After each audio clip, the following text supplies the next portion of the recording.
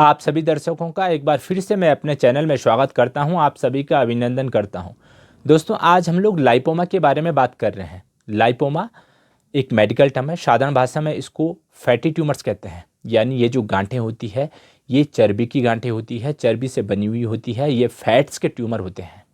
दोस्तों, ये जो गांठें हैं ये हमारे स्किन के जस्ट बिलो होती है। जो हमारी स्किन है उसके नीचे से ये गांठें बनना शुरू होती है।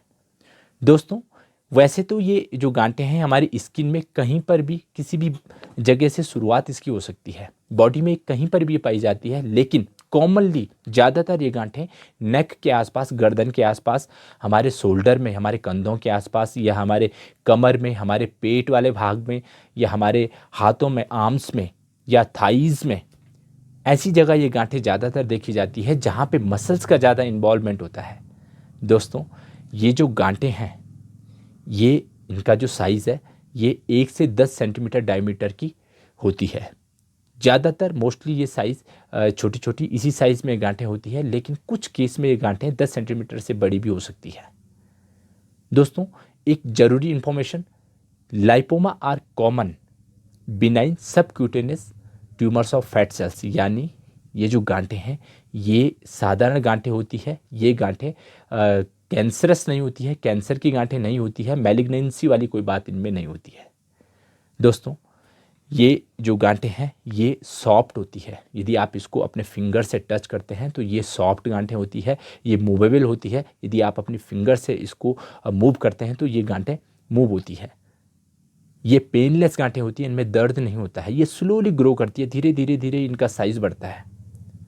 दोस्तों, कुछ कंडीशन में ये गांठें पेनफुल हो सकती है। ज़्यादातर तो इनमें दर्द नहीं होता है, लेकिन बहुत रेयरली ये पेनफुल हो सकती है यदि ये गांठें, इनका साइज़ बड़ा है और ये किसी नर्व को कंप्रेस कर रही है, तब इनमें दर्द हो सकता है। अदरवाइज ये गांठें पेनलेस होती है। दोस्तों, लाइपोमा के एग्जैक्ट कॉजेज़ की यदि हम बात करें, इसके कारणों की बात करें कि किस वजह से ये गांठें हमारे शरीर में बनना शुरू होती है, तो इसका जो एग्जैक्ट कॉज है वो अंडरस्टूड नहीं है। साइंस को भी नहीं मालूम कि इसका एग्जैक्ट कारण क्या है, लेकिन यहाँ पे जेनेटिक फैक्टर अपना रोल जरूर प्ले करता है। यदि आपकी फैमिली हिस्ट्री में किसी को भी लाइपोमा की समस्या है तो एक रिस्क हो जाता है आप में इसके डेवलप होने का। इसके अलावा दोस्तों, लाइफ स्टाइल फैक्टर अपना रोल प्ले करता है। यदि आप एनिमल फूड का अत्यधिक सेवन करते हैं, आप फैट का इंटेक ज़्यादा लेते हैं, आप घी, तेल, चिकनाई का सेवन अधिक करते हैं, तो एक रिस्क हो जाता है आप में लाइपोमा डेवलप होने का। इसके अलावा दोस्तों, यदि आपका वजन ज़्यादा है, आपको ओबेसिटी है, तो भी एक रिस्क हो जाता है लाइपोमा डेवलप होने का। इसके अलावा यदि आप एक फीमेल्स हैं, आपने बहुत सारी हार्मोनल पिल्स ले चुके हैं या ले रही हैं, तो भी एक रिस्क हो जाता है आप में लाइपोमा डेवलप होने का। लाइपोमा दोस्तों वैसे तो किसी भी एज में शुरू हो सकता है, किसी भी उम्र में शुरू हो सकता है, लेकिन ज़्यादातर ये एज मिडिल एज में, यंग एज में, 40 से 60 साल की उम्र में अत्यधिक ये समस्या देखी जाती है, और इस एज में कॉमनली ये शुरू होती है। और ये जो गांठें हैं ये धीरे धीरे बनना शुरू होती है, बिल्कुल स्लोली प्रोग्रेसिव होती है। ये जो गांठें हैं दोस्तों, ये महिलाओं की तुलना में पुरुषों में अत्यधिक देखी जाती है। पुरुषों में ये समस्या ज़्यादातर देखने को मिलती है।